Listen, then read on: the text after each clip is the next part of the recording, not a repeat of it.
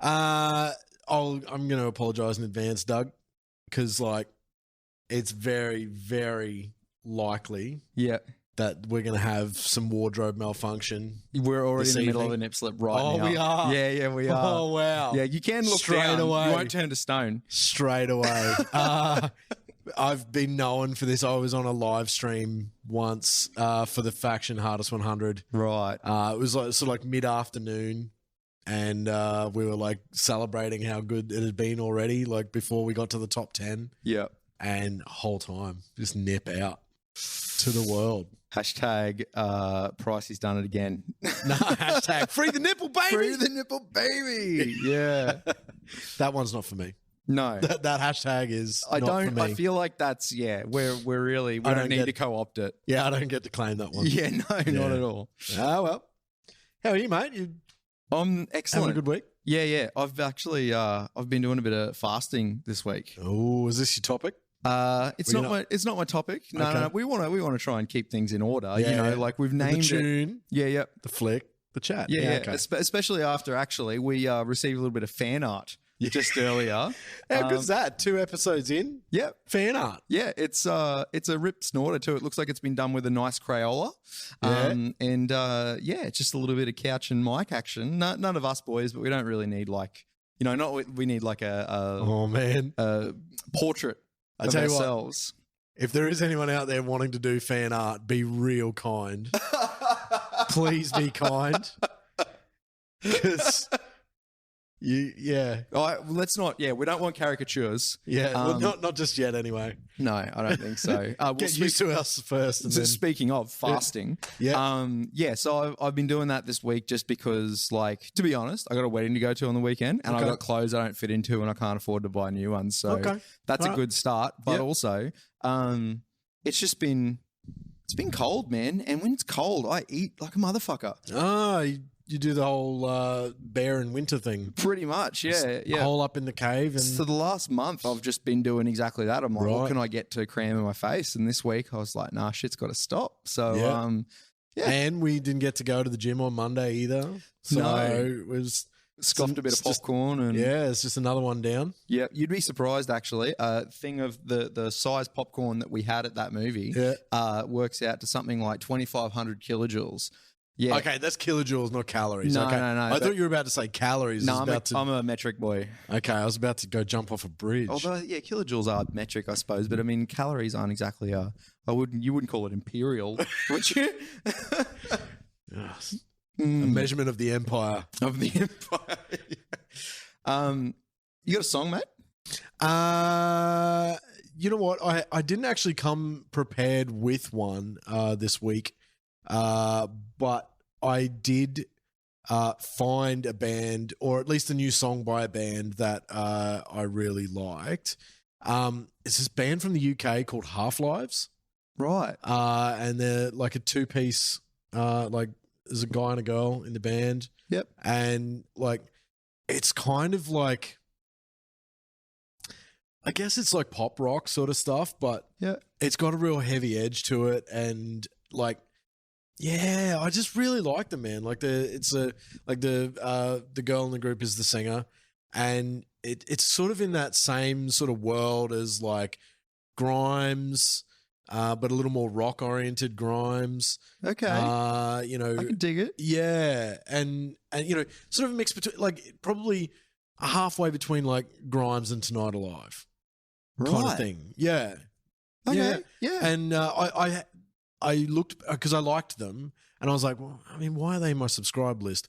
And it was because I've checked them out before. I've played them on the Faction a bunch. Yeah. I really quite like them. And I'm going to have to put the name of the song in the comments or something. We have to start doing that. Yeah, there's a little fourth wall break in that of we really should be doing things like if we're going to talk about if we're going to talk about songs and movies and stuff like that, and then not actually link the things that we're talking about. Yeah, we should do that. It's pretty darn inconsiderate, I think. Yeah, absolutely. Because that's the first thing I'd look for if I was listening to a podcast, is to make sure that they weren't lazy. Well, there you go. Hit the comments. Yeah. Tell me I'm a dickhead, and I'll do better from now, I promise. Yeah, leave a comment on the YouTube. Yeah. Telling me I'm a dickhead. Yeah, and let Google know to make us show up more often. Yeah, that's it. Yeah, do all of the like and describe and praise stuff the algorithm. All praise, all kneel towards the algorithm. I think it's Nat, actually. Nat's what I reckon that's been doing at the end of his videos recently, putting up things like shrike and describe and just anything to, doesn't want to have to say it. So. Oh God, I love that guy. No, well, the electronic stuff as well, I suppose. Like, so 2-piece is a really good way of doing things, because I don't know about you, man, but like, it's hard to get people together, especially COVID, pandemic, and everything. But like, it's hard to get a band together. I've always had trouble getting 4 or 5 people to sit in a room and all want to participate. Everyone loves music, but to get 5 people in the same wavelength for an hour a couple times a week is pretty difficult. It must actually be a thing that I'm into. Yeah. Is like a guy and a girl pairing 2-piece thing. And from the UK as well, because there's another band I've checked out recently called Wargasm. Right. Same vibe, probably a bit heavier. Like exactly that. Like, and I think maybe all of they're couples as well. So it's like couples making music together. Right. Yeah. Okay. It's pretty sick. Yeah. I don't know if they've got a band, but there's a guy called Dean Lamb on YouTube, worth checking out. Him and his missus do a YouTube show. Like, he will sit and learn a song, and I think he streams it normally, and then he'll condense it down for YouTube. But he'll take a fan suggested song and try and learn the whole song in a sitting as like a long form video. But his missus also rips on guitar, and they will sit down and they do the 4 levels of death metal, and they'll take a death metal song or a metalcore song or whatever, break it down to its layers. But they also get the people from the bands to do it for them. So there was one with Matt Heafy from Trivium, went through and recently had COVID. Yeah. And then there was Silosis. You familiar with Silosis? Yeah, absolutely. Yeah, they got the guitarist from Silosis to do some of his riffs, and they were just... Yeah, that's a dense band. Like, their riffage is dense. Yeah, but so their whole format of sitting and learning these things, like the person will play it to them, and then they've got to sit there and try and, for 10 minutes or so, work out how to play this riff and then play it back. And usually by the 4th level, they're having a lot of trouble, but it's really cool to watch them do that, because it's cool to watch people learn in real time, but also the fact that they're a husband and wife, I believe they're husband and wife. Yeah. But it's just a really cool thing. But that's the perfect example of getting 2 people that are on the same wavelength, right? Yeah. You say, it's those people spend enough time together, you sort of start to link up mentally, and like you get to understand each other's like little idiosyncrasies and skills and weaknesses and what have you. Yeah, you have a band with 5, dudes or chicks or whatever, but 5 people in a band that all live separate lives, that all have different day jobs and everything, and you expect them levels of commitment. Exactly. Yep. And to come in on the same level at the same time every week for a band practice is... Yeah, it's pretty tough. Yeah. When you think about it, it's pretty insane that any music ever gets made. Exactly. Yeah, for sure. Yeah. For sure. Oh, there you go. There's mine. So Halflives and or Wargasm. Check them both out. They're great bands. Links in the description. Yeah. My song is don't mind that. My song is Happiness by the Kilowatt by Alexisonfire, or Alex is on fire, if you want to be that way. Do we want to? Yeah, good. We're on the same page. Don't ever be that way. Oh, man. AFI is a fire inside. I'll cop that, but Alex is not on fire. Leave him alone. So I've been listening to Watch Out this week, just going back for a throwback, and it got me onto it because I don't think it was you that I showed. It was our friend Truck actually came to stay, and he said, we were drunk one night, and he said, put on something awesome while we were eating Macca's, which is a very Truck thing to do. Let's do something stupid. Let's do something. Yeah. He's got some wise words, that guy. But so he's sitting on the ground eating his Macca's. He goes, Doug, put on something awesome. And I went, no worries. And I pulled up, there was a house show that Alexisonfire did for a guy called Strombopoulos. That sounds made up. No, but all names are made up. Don't be a dickhead. All right, Gubanko. That's exactly my point. So George Strombopoulos, for a little bit of background, he was a daytime TV host for a while in Canada. And Alexisonfire are from Canada.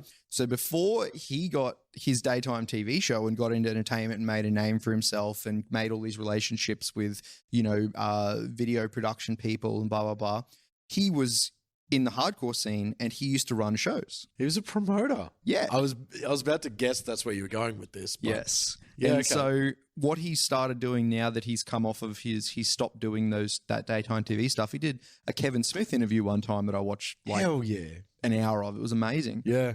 Kevin Smith can talk for an hour. He really can. Can talk. Yeah. Well, that's why I've got us a clock actually this time, because the last 2 times we've hit about an hour, but we can talk as well. Yeah, true that. So I've decided maybe we have a little fail safe so we don't. Genuinely, if I were ever in a spot where I was as beloved as Kevin Smith, that would be my dream job. Just go and do those kind of talks.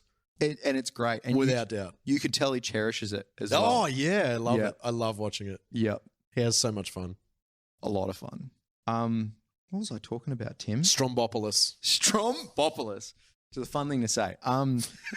So he started running house shows and filming them in his basement. This was before COVID. This was from a couple of years ago.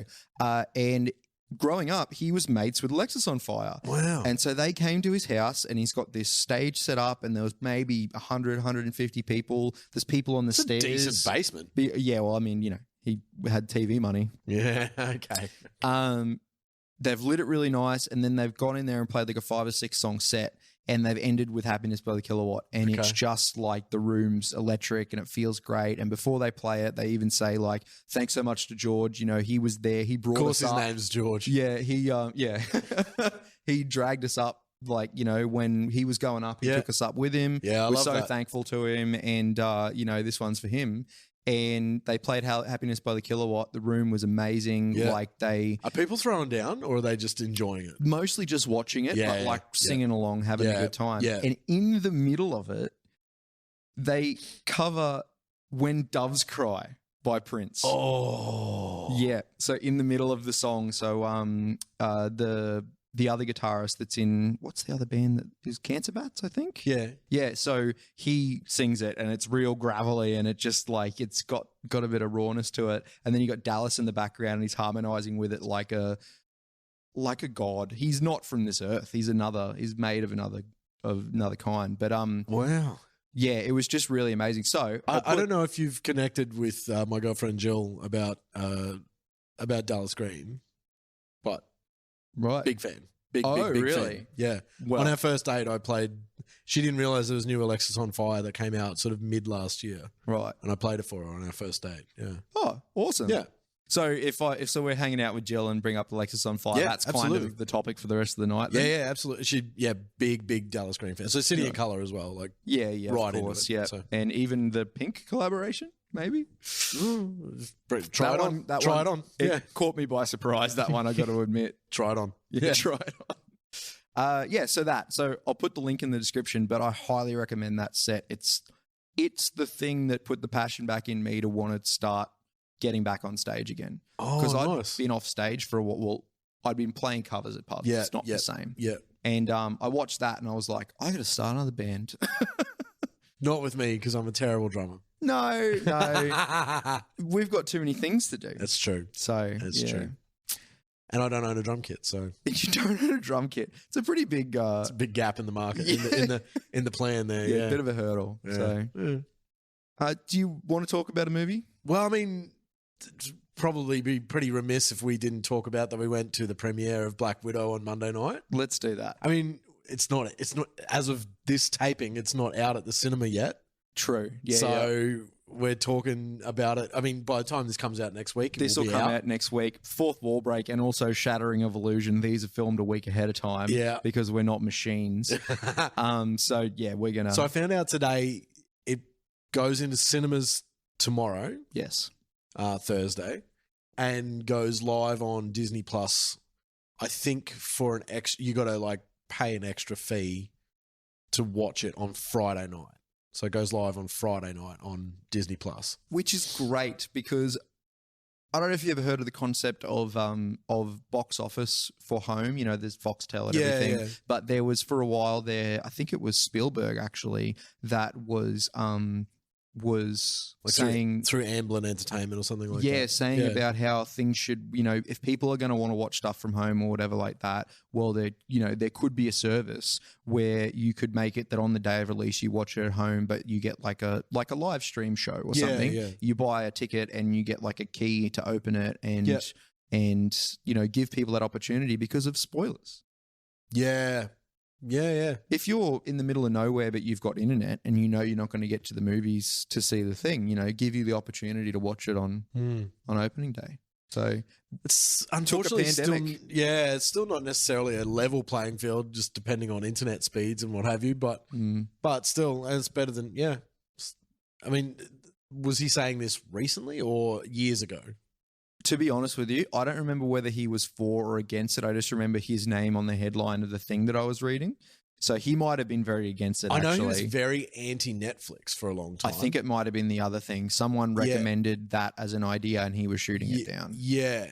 He was very anti-Netflix and he's just taken his first job directing a Netflix special or like a movie for Netflix. Yes. A Netflix original. Okay. Yeah. So he's come around, obviously. Oh, and to even as anti-Netflix as to petition the Emmys to not allow Netflix originals, you're right, as to be nominated. Yeah, I do remember. Was going hard on it. Yeah, yeah. So he's obviously come around. I understand where he's coming from. I mean, the brother doesn't need money, so it can't have been like, wow, we'll just like sling you a massive purse to do this movie. It had to have been something else. He would have had to have come around on some sort of moral or ethical grounds because he doesn't need more cash. No, I suppose we brought up last week with the comedy special thing of like, when does a comedian change and adapt to what the audience is, to the way things are going?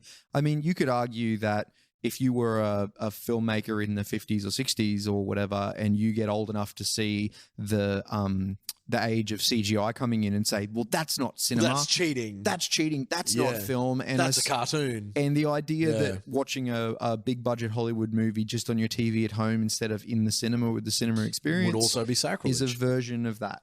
So yeah, true. When do you change with the times and give the people what they want, I guess? But so Black Widow. Yeah. I mean, it's one, like, I found it really nice to be sitting in a cinema, and what's weird is like waiting for a post-credit scene again. Yes. Like that, and no one moved. Baby, that was years ago. Yeah. Yeah, like that was really cool to just like, to be there and wait for that again. Like, I'm the guy who at the end of Star Wars Episode 1, The Phantom Menace, I made my entire family sit and wait the 15 to 16 minutes worth of credits. Really? To wait to hear at the very end of the credits, Darth Vader breathing. It was worth it though, right? It. In worth it. 80, 1999.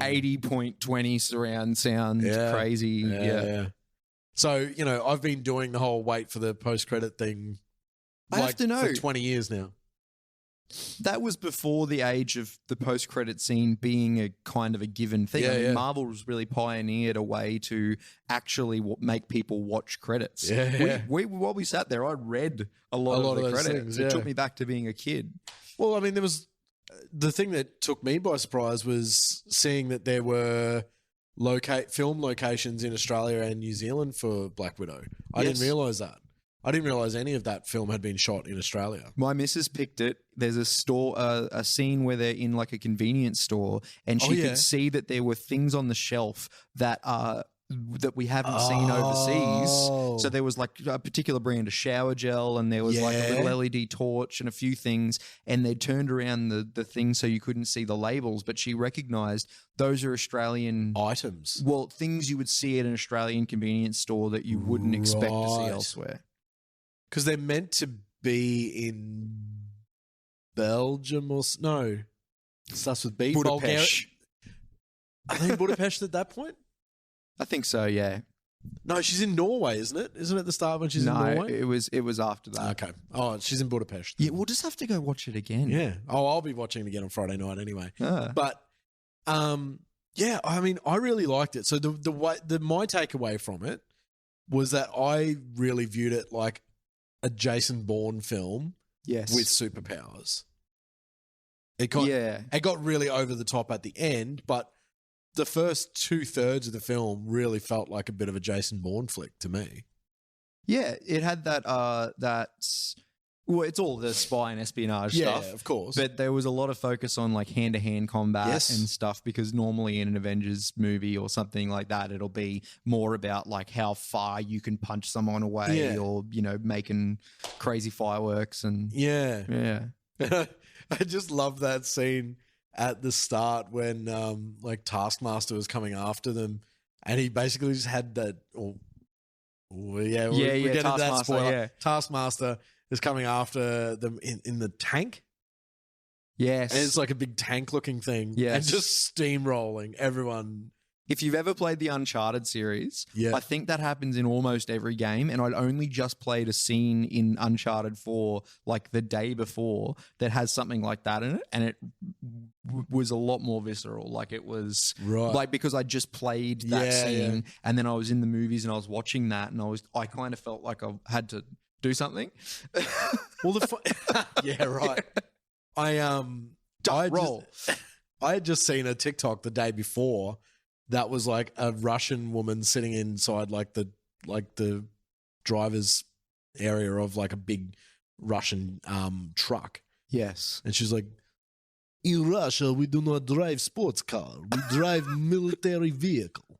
And like, I was like, oh, okay. Like, right. And so then I saw that, just steamrolling everything. I was like, can I say as well, with that impression, which was once again pretty good, that does kind of remind me of the old saying that you'd see on like forums and stuff like that. Russia, where men are men and women are men. Yeah. It was great. That movie was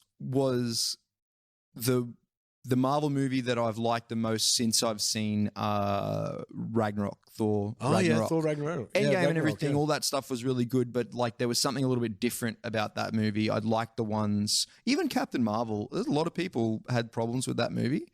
I don't know why. I liked There's a lot of internalized patriarchy going on there, like about why like Captain Marvel copped hate. Yeah.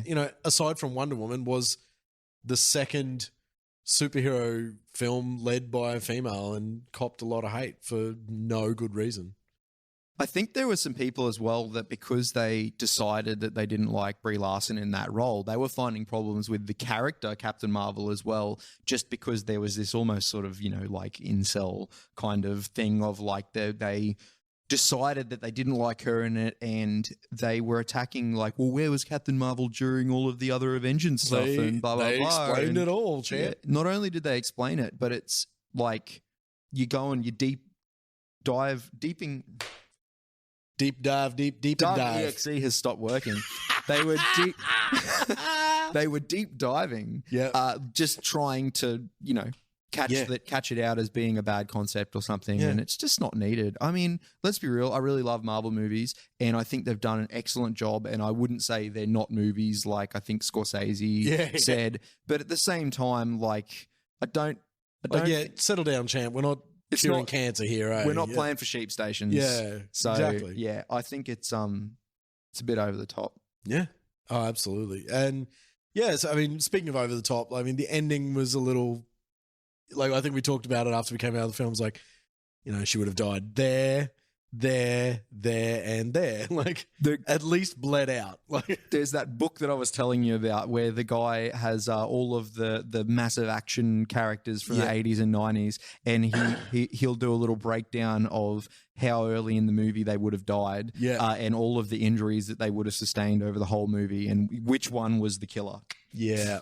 Yes. So I'd like to see that breakdown for that movie. I mean, Black Widow definitely would have died pretty early on when the rocket hit her larder, I think. We hit her car. Yeah, rockets aren't very forgiving, are they? No.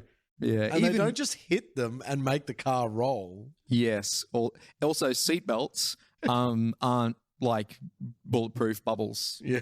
They don't. Seatbelts are great, but yeah. Like, in my head, like he could have, Taskmaster could have just hit the car with a car. We can't get into they could have this and they could have that, because then we're ruining you've got to suspend the disbelief for some cinema. So, it's true. But I do agree. Rocket was a pretty hectic way of doing it, though. I disagree with the fundamentals like the rocket and stuff for sure. But if we're going to get into, well, he could have just done that. Yeah, kind of. It's a deep, deep rabbit hole to go down, isn't it, Tim? Too true. True. How good was David Harbour? David, oh man, Doug is corrupted. You know how I was saying I was fasting? Probably not great right before a podcast. I probably should have carb loaded. Food is fuel, champ. Sure is. Yeah, man, I just think David Harbour has probably had one of the most meteoric rises of actors in the last however many years since the first season of Stranger Things. And has been just given so many fun roles. Yeah, we just don't talk about Hellboy, but... Oh, man. But here's the thing. That film's terrible for so many reasons, but not because of him. It's not his fault. He had so much fun in that role. He just wasn't helped at all by a script that was terrible. You know, something... I think it suffered...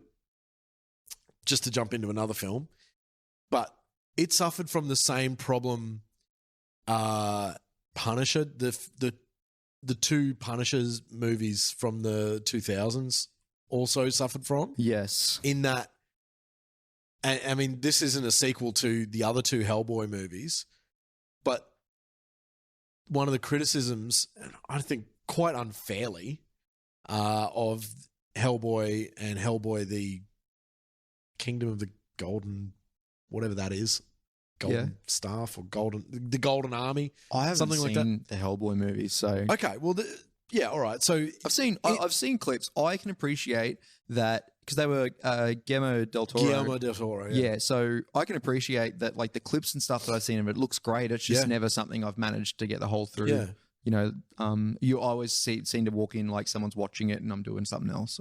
So and similarly, Ron Perlman, who played Hellboy, had lots of fun with the character as well, right? But it unfairly copped flack for not being like violent enough, right? The comic book is pretty raw, pretty graphic, but also known pretty well for like Hellboy's like type of humor and his like, you know, being quite petulant and all that sort of stuff. And the fan backlash was that it wasn't violent enough or whatever. And it's the same thing that Punisher went through was, you know, there was the Thomas Jane Punisher. Where I loved that movie. Great flick. You got John Travolta just being like way over the top. It was really great. Yeah. It was almost like John Travolta doing like Gary Oldman. Yeah, totally. And they were like, well, you know, I mean, it was fairly violent. Yeah. In a sort of, I think it's an M15 plus movie. Yeah. It's as violent as it can be for that rating. But it was also all practical. Yes, true. The movie that came out after it, which is called Warzone. Yeah. Was ridiculous. Just absolutely abysmal. Like, it was Mentos in Coke. That's what that was. It was just totally... They just went completely over the top with it. And it's like, no, that's not... Like, don't just bow to, like, rubbish feedback. Like, don't just make it violent for violence sake. Like, he steps on a dude's head and squashes it, I think. Yeah. Like, in the first, like, couple of minutes. It reminded me of... I didn't watch the whole thing, actually. I only watched half an hour of it. But it reminded me a bit of Equilibrium, which was that Christian Bale movie. I love that film. No. So I didn't hate Equilibrium, but it was like over the top but saved by the actors. Yeah. Warzone was B-grade Equilibrium. Yeah. And yeah, like so you and replaced Thomas Jane with another actor. I think Ray Winstone. Yeah, it was actually. Yeah. And while he's probably closer to what Frank Castle is, you just sucked all of the charisma out of the film. Yes, because you just don't care about him. Thomas Jane is criminally underrated as an actor. I think I've seen him in. He was in The Expanse.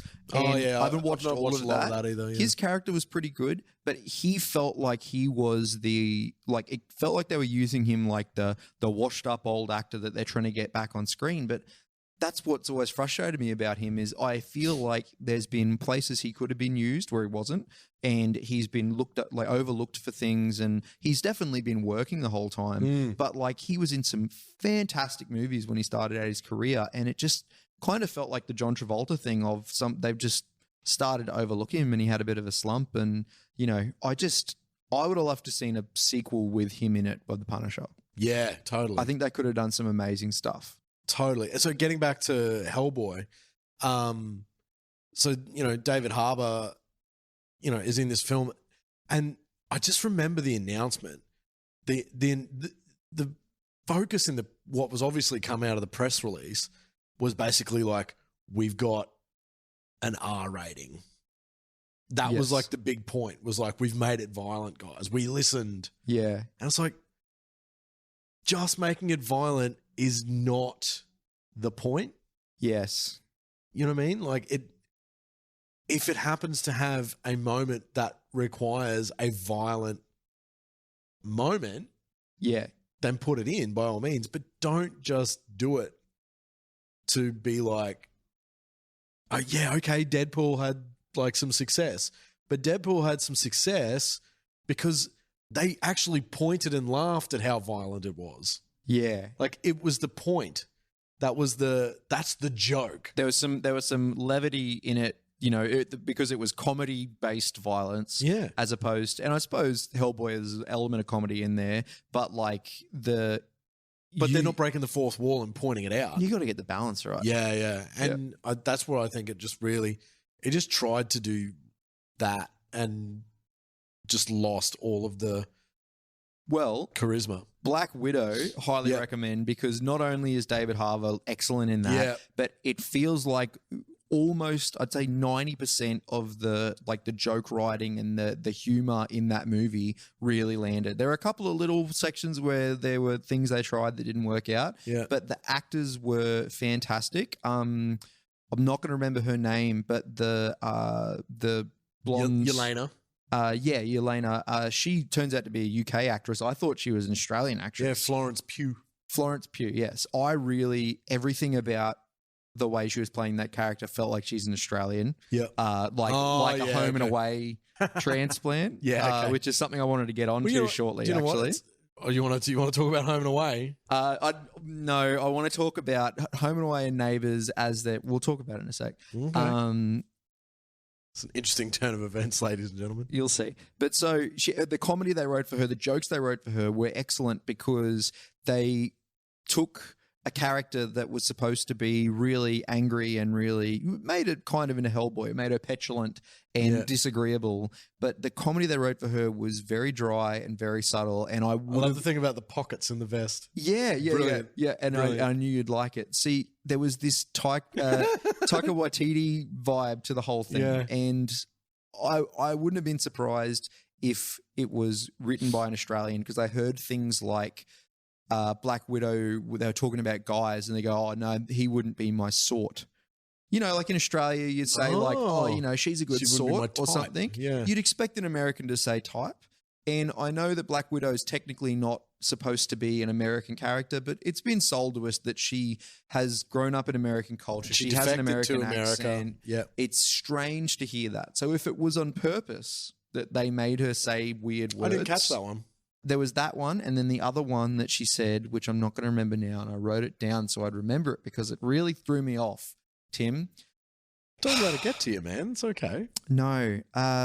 Anyway, there was a couple of things that were said in that movie where I went, there was something that she wanted someone to throw out, and she said, I would have told you to chuck it. instead of throw it in or like put it in the trash or whatever. Waste paper basket. And I feel the Australian influence in the script writing creeping in. So that'd be an interesting one to IMDb, I would say. Yeah. Yes. Yeah. Well, let's just skip straight to the home and away thing. Oh, well, wait, before we do, okay, please let's because it's already out, it won't be a spoiler. So, the end scene, the post credits thing, where Yelena is visiting Natasha's grave. It's confirmed Natasha is definitely dead. Yes. Yep. And you get Contessa. She has a really long name. Who's basically Madam Hydra. Okay. Visiting the grave of Natasha while Yelena's there and interrupting her to... It seems like she's already been recruited at that point. Seems like she's like, I've got a mission for you. Like, I've come to find you, rather than like actually recruiting her on the spot. Because that cutscene's obviously in the future. Yeah, it's post Falcon and the Winter Soldier. Okay, yeah. Yeah, so have you not seen... No, I still haven't seen that either. Like, so spoiler in that. I haven't had Disney for a while. Gotcha. So, spoiler, she turns up in that at like episode 6 or so, very briefly. Right, okay, yep. To recruit the guy that was like the Captain America replacement. Yeah. I've seen a lot of this stuff. And makes him a new suit and shield and calls him US agent. Okay. So, she's essentially creating the Dark Avengers. Right. She's creating... So, she's got a Captain America. Yep. Now she's got a Black Widow. Yes. I would say potentially after WandaVision, she's got a Vision. Yes. She's got the White Vision. Yes. Possibly after Loki, she might have a Loki variant, which might get her a Thor or something like that. Yeah, it's interesting how they what's your if you were to put bets on? Yeah. Do you think that the Marvel, like the MCU, is going to come to a quote unquote end eventually? Or if not, when do you think they will start to dial it back? Yeah. I don't know. Certainly not in phase 4. Like, we're in the middle of phase 4. We're at the start of phase 4. So at this point, we're kind of like diverging off into a couple of different things. So like spoiler alert, end of Captain America and Winter Soldier, or Falcon and Winter Soldier. You've got what's Cap's girlfriend's name from the past? Peggy Carter. You've got Sharon Carter, her granddaughter. Yes. Has like defected and is like, now she's got access to like all of these weapons that she's like infiltrated her way into the government. Okay. So she's got access to all these weapons. I would say Madam Hydra has something to do with that as well. And I would say whatever the Captain America 4 movie is going to be, which I've heard is going to be a thing, will be around Cap and Bucky versus the Dark Avengers that Madam Hydra has put together. All right. And potential, and so at that point as well. Oh, and there's an Armor Wars thing coming as well. Yeah, I have heard about that. So, that might come into that as well. So, Madam Hydra might have an Iron Man at that point. So she might have an Iron Man suit and put someone in that. Have we still got a Don Cheadle in the mix somewhere? We do have a Don Cheadle. He's going to be in Armor Wars. In Armor Wars, I thought so, yeah. Yeah, yep. So, we at that point, like, the Dark Avengers might be coming together. You got to, you might have an Iron Man suit or a War Machine or a Rogue War Machine or a, so like it's all kind of coming together. And then you got Sky's the limit. Then you got all the sorcery and all that and multiverse stuff that's going on. Loki and WandaVision, Ant-Man, and the Quantum Mania or something or other that's coming as well. I guess the question then is there I know they don't like stick faithfully to source material, as in, the stories and stuff change. They try to keep the same, vague characters and stuff, but obviously everything has to fit together as a thing. Is there a problem with source material running out and them having to come up with new stuff? No, there's so many comic books I haven't even tapped yet. Yeah. Like, there's the whole Secret Wars thing. There's like it's starting the skull invasion like stuff. Yeah. Like, There's so much. Like, how good is Ben Mendelsohn? Oh man, what a guy! Ben Mendelsohn is another one of those underdogs. Another one of those like. I remember watching. There was an Australian movie called Cozzy a really long time ago. He excellent in that. And there was. Oh, dude! I mean, I'm pretty sure that won Australian Film Awards. Oh, it was like. I mean, he's in The Secret Life of Us as well. Yeah. He's always been one of those guys that I really thought deserved to make it. Also, he is sort of not our generation now, I guess, but like of the last 15 years, he's like the William Fichtner.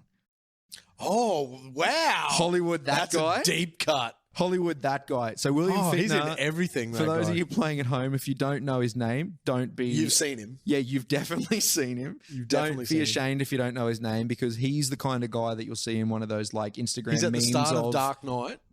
Yeah. In the bank. Yeah. But he's one of the guys that you'll see in one of those like Instagram memes of like, you know all of these guys, but can you name them? Yeah. You've seen this person in a movie, but you can't name them. Yeah. And William Fichtner is one of the great 90s, like late 80s, early 90s Hollywood that guys that is in almost like, I think he in 2 or 3 Arnie movies. He's usually either the villain or like the corporate big bad. So but Ben Mendelsohn has been that for a while in Dark Knight. Rogue One. He's Rogue One. He's in the Dark Knight Rises, isn't he? Dark Knight Rises. Yeah. Rogue One, and also he was he wasn't the bad guy in Ready Player One, was he? Was that someone else? Yeah. No, it was him. Yeah, it was him. Yeah. So he keeps getting those roles, so they know exactly where to put him. He's really good at them. It might suck to be typecast, but brothers make it bank. Yeah, he'd be loving the paycheck. Oh, man. Yeah. So, I mean, there's some pretty meaty roles he's got to do there. Like, Director Krennic in Rogue One, like, you get to interact with Darth Vader. Like, yes. How many actors of this generation get to do that?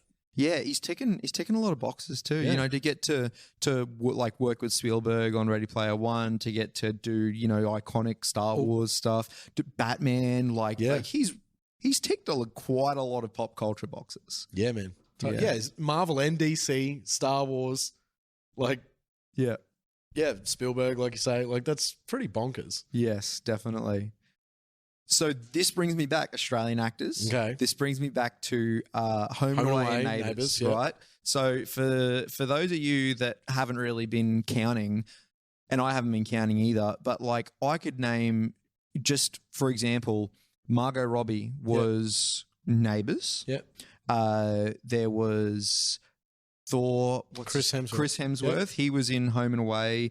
You've got the likes of, who was the other one that Kylie Minogue, obviously. Obvious one. So I feel like in the 90s, Neighbours and Home and Away were really good Holly Valance. Holly Valance. Wow, yes. So those shows were really good breeding grounds for actors to cut their teeth before they went on to Hollywood. I tell you what, prior to them trying to break Hollywood actors, they were dead set trying to break, after Kylie Minogue like jumped off. Yes. They were dead set trying to break everyone as pop stars back in the... And if you Google half of like Bruce Samazan and like the guy who plays who's the bad guy on Neighbours? The guy that's like the guy who owns... The bad guy? Yeah, like the guy that owns the hotel and all that sort of stuff. Look, I never watched Neighbours. It's been so long since I've watched it. I used to occasionally watch Home and Away at my grand's place because that's one thing that she had to watch. And so I'd sit and watch it with her sometimes. And, like they weren't bad shows. That's why we've gotten really good actors out of them. It's just the cyclical nature of a soap opera is you're not really given an opportunity to do some like real serious acting, but also you're learning how to be on a set, et cetera, et cetera. Speaking of set, can I share something with you? I've actually been to the Neighbours set. What? Yeah, not just the tour, where you go and see the street, but I've actually been on, like I've been in the cafe and I've been in the like. But why? Okay, so my ex-wife was a big Neighbours fan. Right. Loved Neighbours. Like her and her mother used to watch it together all the time, and we were in Melbourne. and it was her birthday coming up or something or other. Yeah. And like, it's not a favor that gets done very often. Like, I'm not really meant to talk about it. You didn't get the vanilla. No. We saw him filming, and do we need to edit this, Tim? Maybe. I'm reconsidering it now. All right, fair enough. Well, I'll keep that in the back of mind. Yeah, I keep it in. I'm not letting out any secrets, but like, we met just about all of them. Like, not to overestimate how many people are going to listen to this particular one. Yeah, but yeah, for real. Like, it's cool. Everyone's really, really nice. It's got to be strange to walk onto a set that you've seen like on TV like that for so long, especially the way they used to film. They're so efficient about it too. Yeah. They're so incredibly efficient. Like, so many of the like lounge room sets are all just like right next to each other. And like the cafe is so small. Yeah. And like the actual like the square where like the like town square where everything happens is actually there. Like there's shop fronts and everything, and like the post office, like you go in there and like Toadie's office, he's like the counselor or whatever. Toadie, like going to Toadie's office, there's like his law degrees on the wall, and it's cool, man. Like, they go into a lot of detail, and they make use of space really, really well. They shoot almost exclusively on the lot. If you think about it, though, if you've got a show like Neighbours has been on for 35 years or something like it'd have to be something ridiculous. I have to keep checking myself. It's late 80s. Well, it started, I think. I have to keep checking myself because, you know, I'm 30 now. And so in my head. Oh, wow. It's older than you. So in my head, like, everything is like only 10, 15 years old. You know, like in my head, the time stopped around 2005. But really, it's been another 15 years since then. So it's a pretty old show. But think about if you do something day in, day out, all the time in the same place. Like, if you're the crew working on that show, like, it would be crazy out of the ordinary if it was a shambles. Yeah, true. Yeah. But then they've been fine tuning that motor and it just purrs. I kind of thought, like, obviously I knew the cafe and the bar and all that sort of stuff. I knew that all wasn't on that street. But I kind of thought that all of the lounge rooms and what have you were all filmed at the houses. Yeah. No. It's literally just the exteriors that are filmed there. Yeah, okay. And there's 24-hour like security in that street. There would have to be, yeah. Because wasn't there the Big Brother house like quite a while ago wasn't being used and it got broken into, I think. Do you mean the one at Gold Coast? At the Gold Coast, got broken into. Got burnt down, dude. Oh, did you get burnt down? Yeah. Kids broke into it and burnt it down. Yeah, so no more Big Brother, which is great. I think what they've done. There is, but it's on Channel 7 now. Oh. And it's being filmed on like an island down in Sydney. Yeah, I mean, I don't even watch free-to-air TV. Truth be told, I haven't plugged my TV into the aerial. No, the same. Same. The only reason I know is my business partner watches it, and I'm like, why?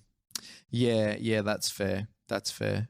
Well, so the other thing that I wanted to bring up was the way. So we've got these actors that have started in soaps and that have made it big. But what you see now, especially with COVID, but there's a lot of Australian actors that are kind of dragging Hollywood back to Australia with them because they want to live in Australia. They don't want to live in the States. Yeah. They want to work in the States. They want to, get the notoriety. Like, so the story I heard about Margot Robbie was that while she was spending her 3 years on Home and Away or Neighbours, she was getting acting lessons. She was perfecting her with her vocal coach, getting her American accent, specific diction. Yep. So just honing all the things and making all the inroads into when she finished her contract to go to the States. And she pretty much hit the ground running. Like, I think Wolf of Wall Street was like Wall Street 2 years into her being in LA. She got Wolf of Wall Street.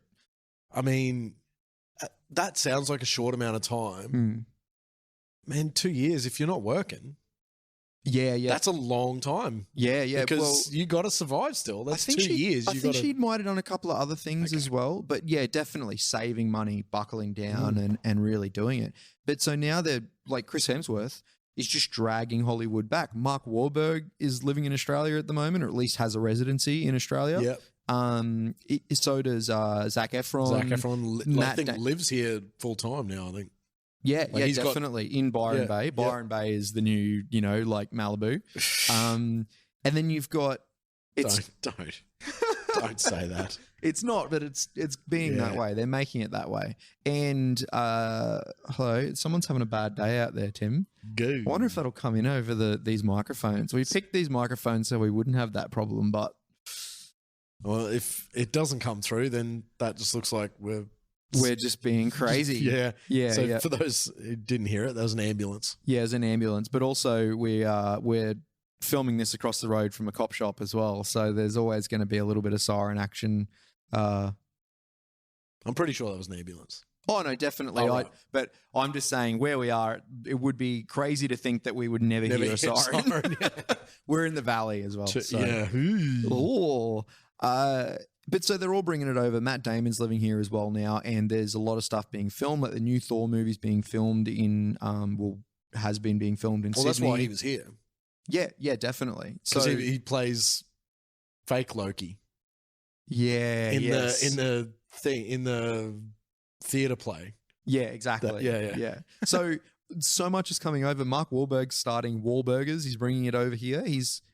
Come on, you really? You haven't heard about this? No. So Mark Wahlberg has a burger chain that is pretty underwhelming. I've looked at like the menu and like what he sells and stuff. And let's be real, he's selling. Boston's not famous for burgers, are they? Like, no, but it's not even about. It's like his heritage and him bringing his culture. It's just he's kind of just making grilled, from what I can tell. Oh, are they meant to be healthy burgers? Not necessarily healthy, but oh no, that's a big bad, isn't it? Dougie. Oh, Dougie didn't silence the phone. Dougie didn't do it. The phone's always on silent, and today it isn't for some reason. So, yeah, I'll cop that one on the chin. Yeah, so Wahlburgers, it's pretty underwhelming looking. It doesn't look like it's necessarily straight like up cheeseburgers healthy. And stuff? Or is it meant to be like grilled? I think there's cheeseburgers and stuff as well from memory, but it would not all specifically healthy burgers. It's just supposed to be a wholesome family restaurant. Oh, come on, Mark. Yeah. You're not known for wholesome movies. I mean, Wahlburgers. It was made for it. Kind of had to happen. It was made for it. I think he couldn't leave that one. Is Donnie in on it as well? Who knows? Because, man, you could throw in so much memorabilia. Keep it in the family. Wait. Was Mark also in NKOTB? I don't know. Or was it just Donnie? I really don't know. I'm pretty sure. Anyway, Donnie was in New Kids on the Block. I'm not really up with my Mark Wahlberg trivia. So apart from knowing about Wahlburgers, but I found the whole thing really interesting because we eat Wahlburgers in the car. in the car. In the car. Pack the car. Park the car. It's a little bit of Boston humor for you there, guys. Is it technically racist if it's if it's like a regional regional thing? No, Boston people. I don't think it counts. I don't think I apologize. I don't think Boston people would even frame it that way. They'd probably just kill me. Yeah, they'd probably just want to murder you. I apologize unreservedly to House of Pain. Yeah. Also, Mark Wahlberg lives here now, so you don't want. So oh man, if he sees this, he's gonna come and beat the shit out of you. I mean, I hope he just laughs because I'm sure he takes the piss out of his Boston accent. There's got to be some humility there. You would hope so. But the thing that wilds me out is that for years you've got. I loved you in The Departed, bro. Please leave me alone. Wait, was he in The Departed? Yeah, he was in The Departed. Yeah, no, okay. There's a highlight reel. There's a few little highlight reels on. I freaked on YouTube out for a second of him being an absolute hard ass. Yeah. So the thing that wilds me out is there was all these small soap actors that were just clamoring to get over to Hollywood, and it feels like in the next sort of 10 years or so there's going to be a mini Hollywood in Australia. And do you know what? We almost had that about 15 years ago or so with The Matrix and and that was the start of it because there was a whole bunch of tax breaks for film companies to film here in Australia, which is the backbone of Hollywood. Yep. And that's why so much gets shot in Atlanta. There's there's a Star Trek episode that was in the Bill and Ted movie, and they're watching Star Trek in Bill and Ted. They're watching and he's walking Captain Kirk's getting walked up this big rock that's like a overhanging rock and to be thrown off the top of it. And then they use that in Bill and Ted as well. And then you find out afterwards, like, oh, that was kind of funny how they used that. It's because that's on the outer limit of Hollywood. So there's like a 30-kilometer radius around Hollywood where the tax breaks are. Right. So a lot of the desert scenes and stuff that are filmed in LA are all filmed in roughly the same areas. Yeah. So, and then you had an LNP government get in and cut all of that. Yeah. And like, so it was literally like films just got scrapped that were in production in Australia. Yeah. So that's why the 3, or at least episode 2 and 3 for Star Wars got filmed here. Superman Returns was filmed here. Yeah. So because Mission Impossible 2 was filmed here. Mission Impossible 2 was a car chase with a couple of ED Falcons. Yep. So if you look at all of those films we just named, those are all of that era, right? They're all that like 2002 onwards to about 2000. Some better than 7 others. or so. Yeah. Dark City. Like there's so many films I think that was an Australian film anyway, but literally there was a Justice League movie being filmed here that got scrapped mid-production because it just all of a sudden the budget blew out because the tax breaks got canned. Do we have a cast list, Tim? I feel like you've got this in. Yep, I do. And not only that, they had all of the actors were here in Australia. They had costume fittings done. There's pictures online of all the. So it was and Nicolas Cage's Superman. No. That was that's Superman Lives. That's a whole other movie that never got made. But only Burton would. So Armie Hammer as Batman. Oh, the guy who ended up as a total weirdo. Yeah, to say the least. Megan Gale as Wonder Woman. Oh man. Yep. If there is anyone, obviously Mad Max. Directed by George Miller as well, by the way. Mad Max. Right? So directed by George Miller. No. Yep. A guy called DJ Catrona as Superman. I don't know if you've ever seen him before. Okay. It was reasonably good casting. What's the guy who played Seth on the OC's name? Adam Brody? Yeah. As the Flash? Yeah, I'd buy that for sure. Buy that. The guy who played what's the character's name in Mad Max, the bad guy? Is it the toe cutter? Is it the toe in the original Mad Max movie? The toe cutter? I think so. Yeah. The guy that was in in Fury Road that played a Morton Joe. Yeah. As the Martian Manhunter. Okay. Yeah. And Common as Green Lantern. As Jon Stewart, Green Lantern. Oh man! Right? But here's the kicker. So the Wonder Woman movie that just came out, 1984. The bad guy in that is a character named Maxwell Lord. Yes, and Maxwell Lord was the bad guy of Justice League Mortal. Was the name of the movie. Okay, and he was being played by none other. And if you know your Seth Rogen movies well, Jay Baruchel. What? Yep. He was the bad guy of Justice League Mortal. Yeah. Yep. Wild. Absolutely wild. Yeah. The bad guy. Yeah. He was the villain. Who was the villain again? Maxwell Lord is the character's name. And he's the villain of Wonder Woman 1984, played by Mando, yeah. Oh, why can't I think of his name right now? I love the guy. Yeah, same. But yeah. Yeah, so that movie literally they just downed tools and just went home. You're hurting me, Tim. Yeah. I kind of wish I never knew this. Thanks, LNP. Yeah. Thanks a whole bunch. Yeah. But in essence, let's hope that we get another lineup like that. That's what I'm saying. I think we're about to see another sort of era of that. Like it's happening. I really do hope so. And I think more than ever, people are really. You go back and watch some old 80s movies, and you see some Australian actors in there that you're like. Old 80s movies? Old 80s movies. Old 80s movies. Sorry, I'm lagging. Like, wow, like what are we talking like? Like Miss Marple? Yeah. And Chris Hemsworth movie? was great in that. No, Yeah, you see some 80s movies that had some Australian actors that you might not be able to name now. You know, they were Hollywood that guys. But there was a real uptake of Australian actors as villains or sidekicks and stuff in shows in the 80s and 90s or movies. And I feel like that's coming back around as people are realizing there are a lot of really valuable assets in Australia when it comes to actors and talent, you know, writers. And there's no one. And New Zealand as well. Yeah. I say Australia, I always include New Zealand in the zeitgeist of, you know. Don't worry, they know. They know. Yeah, you claim all of our good stuff. Yeah, we got Russell Crowe. Yeah. So. I feel, and Australians and New Zealanders, I think, are the all-rounders of accents. Yeah. There's not an American that I've seen that does an Australian accent well, or British, or anything like that. I've seen a very small Australians handful. Can do British, European, US, like... It's like a blank slate, isn't it? Yeah, we're like a Swiss Army knife of accents. I think.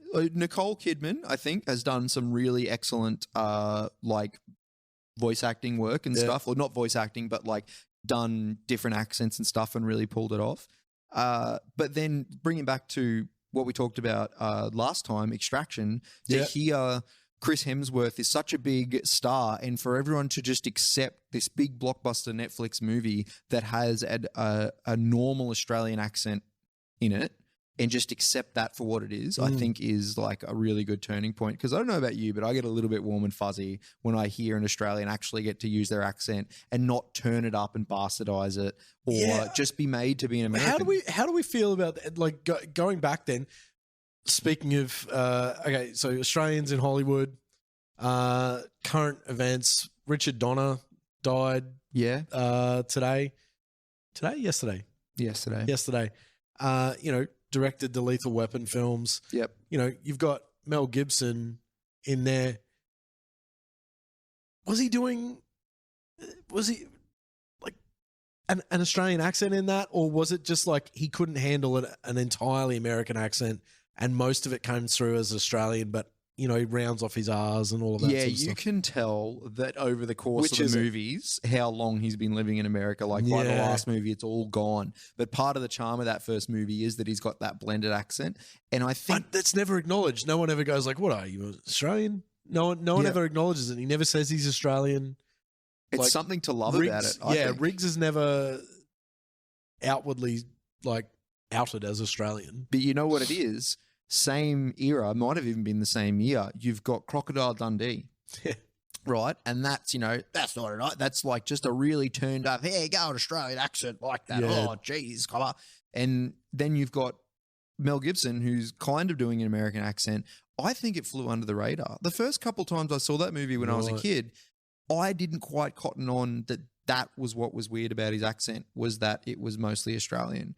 As I'm older now, I get it, but I think it stands right out. The comparison between the two, I don't think Americans probably noticed that much compared to that, because well, I don't know. I haven't asked an American. Maybe I should. I'll do that for next time. Yeah. I'll come back with some answers. I know some people that might be able to tell me one way or another. Now, Dougie, I mean, how are we going for time? Have we got time for a chat, or are we? Yeah, look, let's plug a little chat in. What's your chat about? Give me a. Well, the thing that I wanted to chat about today is kind of movie related, I guess. Is I saw a trailer today for a documentary that's being made or was made by Val Kilmer about his life. Because he's dying. I didn't realize he was dying. Wow. Or at least he's got a pretty dire diagnosis. He's got throat cancer. Wow. And can barely speak now. Crap. Yeah, I had heard he was not well. Yeah. But I didn't realize it was as bad. And apparently he's been, like, he was in the trailer, he talks about how he was like the first person he knew to own a video camera. Okay. And so he's been filming since he was a child.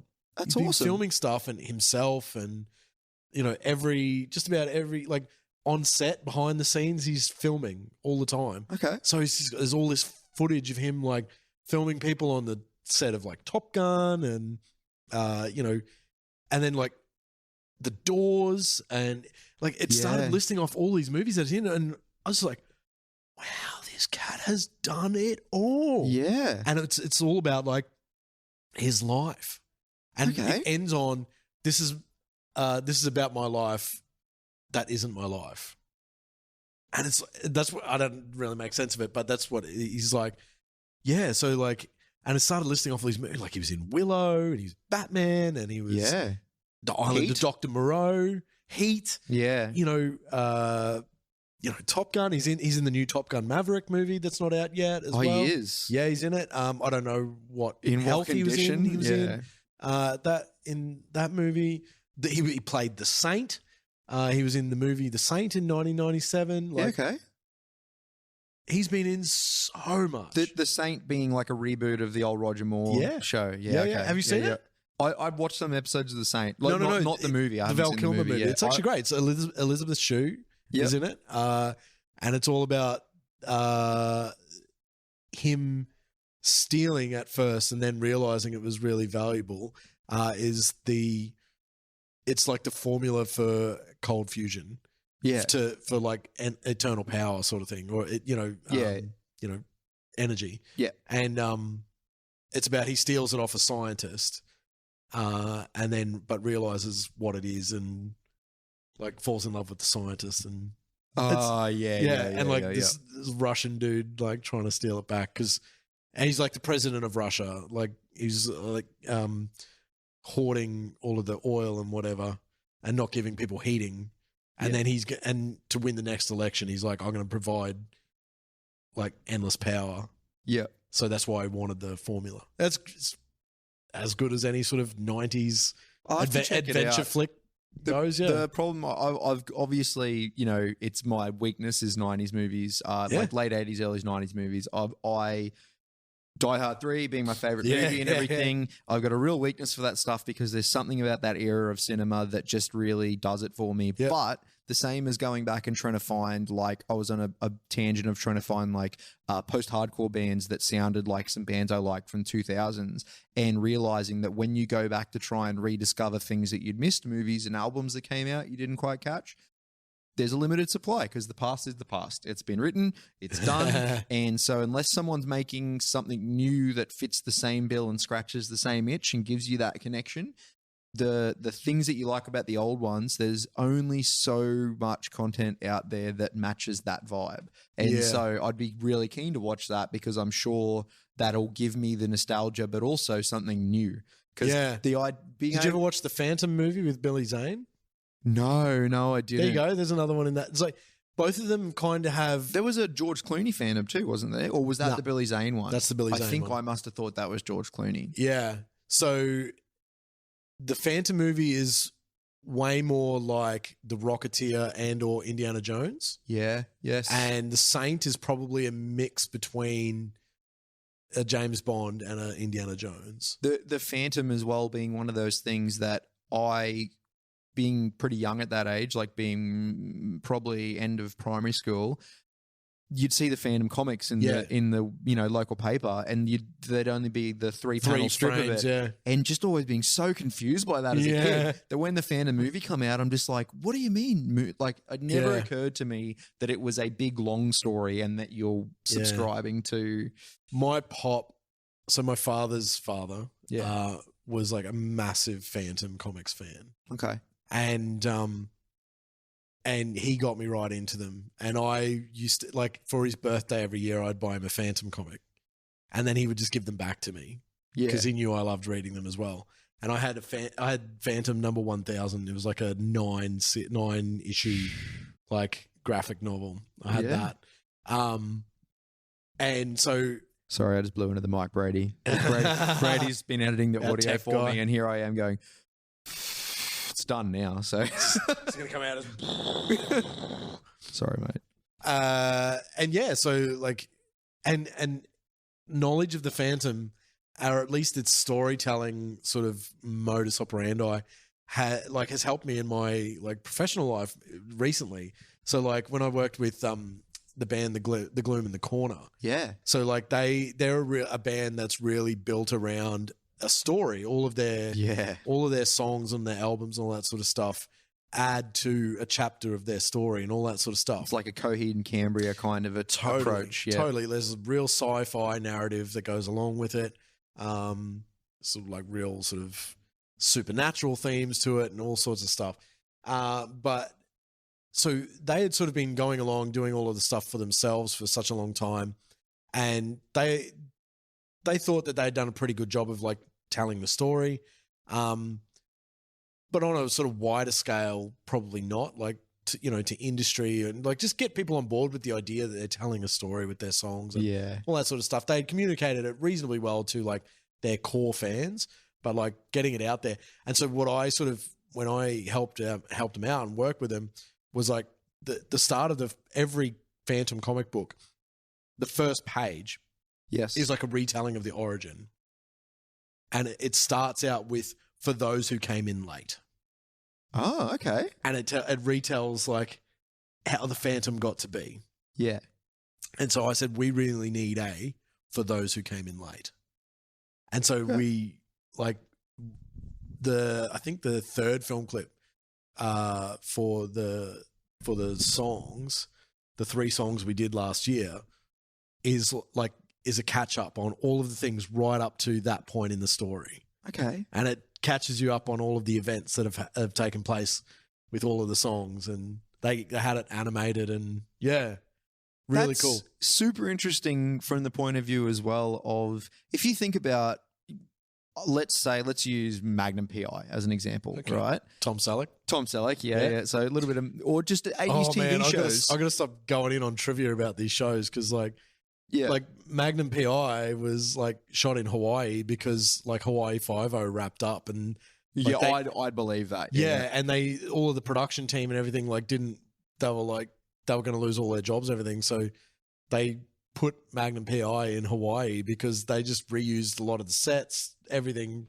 We're running over time. We totally are. But that reminds me, I'm going to write it down so I remember. Next week, I have a cracking Jack Nicholson film to tell you about. Oh, hell yeah. That is the most unlikely, insane thing. If you is really... it Wolf? No, if you really like just off-tap, crazy batshit ideas, I do, and Jack Nicholson, which usually go hand in hand. I do. You got to check out next week. I'll talk all about it. Yes. There's so much to unpack, but okay.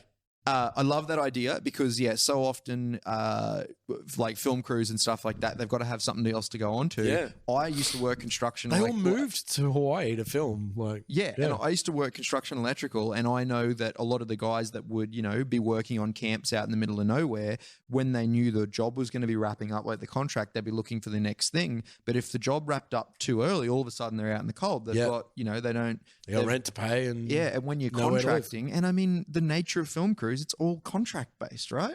Yeah. You don't have unless you work on Neighbours, you don't have a full-time, 40, 50 hour a week job. It's that one's done. When's the next one? Who's got the contract? So that's awesome. They did that. But I think maybe Magnum PI is not the right example, but the old 80s TV show where the intro wasn't just a song or just clips. It was like them explaining the character. Oh, yeah. Can you think of a good example of, was it maybe the A-Team or the A-Team? And did they explain, did they have a voiceover? In 1972, a crack team of commandos was exactly yeah. So man, the A-Team was my jam. So if you think about it, right, that's for those who came late, and immediately they were they escaped to the LA Underground where they exist as soldiers of fortune. But if you can afford them and you can find them, you can hire the A-Team. Sorry, Brady. Yeah, man. Hell yeah. So, but you think about it, all those TV shows had that for those who came late because they were, what's the word? It's almost like a serial. Not a serial, but like a procedural kind of, every week they're going to run into someone who needs their help and they're going to fix the problem. And every week the thing's the same. The exact same thing. And Hannibal would turn up in a different disguise each week. Yeah. Just to suss out if they were legit or not. Yeah, and what crazy caper is going to happen this time. But often wearing something horrendously culturally inappropriate. Which is Yeah, pretty endemic in the 80s. Yeah, yeah, pretty much. But yeah, I love that idea that you use for that, and that the fandom does that, because so often now someone goes, "Oh, you want to watch this TV show or whatever like that?" Oh, and good luck getting into it. It's 5 series in, and you've got to get the context. Yeah, so you've got to go back and watch all of it. Or like, I've been watching The Ozark at home, and if I want to put on an episode when the missus and I are sitting down eating dinner or something like that, you can't just put a random one on. Well, I can't, because she doesn't know what's going on, so she doesn't care about it. But also, if she ever wanted to watch it, she's been plonked in the middle of it. I mean, even those like previously ons are pretty dense. Yeah, like they're pretty dense to catch up with. You have no idea, and you miss so much. Whereas the 80s TV shows, you know, there's a reason things have changed, but yeah, like they always had that. So it was literally for everybody. Yeah. All the time. So that's awesome. Yeah. Totally. Val Kilmer, I have to check this thing out. It sounds like it's going to be really hanging cool. for Top Gun Maverick. Yeah. I know it's corny and I know it's like hyper masculine and like, but my God. It's like I can't see that trailer and not just be so pumped. Yeah, it's gonna be like, yeah. Fun fact. Want to fly a plane? Don't shoot me, Tim, but I only saw Top Gun about 18 months ago, like for the first time. Do you know, like Air Force? They had people set up in movie cinema foyers, like Air Force recruiters. People just come out and just sign up. Can I say Top Gun, right? Just a big ad for the Air Force, obviously, right? You know, there are a lot of movies like that in the 80s where they were very obviously, maybe not funded by, but like were directly 2-hour ads for an armed service. Totally unintententional. And then you watch... The Air Force just like grabbed it and ran with it. And then you watch Battleship from like 2009, 2010 or whenever it was that it came out.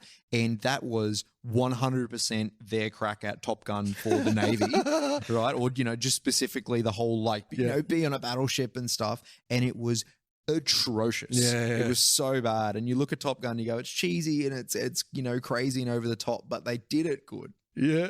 They made you care about it. I watched Battleship and because they're aliens and stuff. There's no goose in Battleship. They had Rihanna and stuff in it, and you know, like left a bad taste in my mouth. Yeah. So I think we should pull it up, champ. I think so. Yeah. Before we leave a bad taste in people's mouths, it's like we've listened to enough. Yeah, we've overstayed our welcome. Can I say though, just to finish up, and subscribe. Like and subscribe. Absolutely, like dogfight that subscribe button.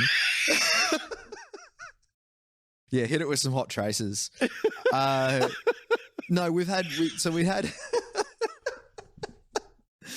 Jesus. We've had some fan art just come through tonight, so we looked at that. But also, I've been getting we have 2 episodes in, and we had the second episode is only going to come out tomorrow at this stage.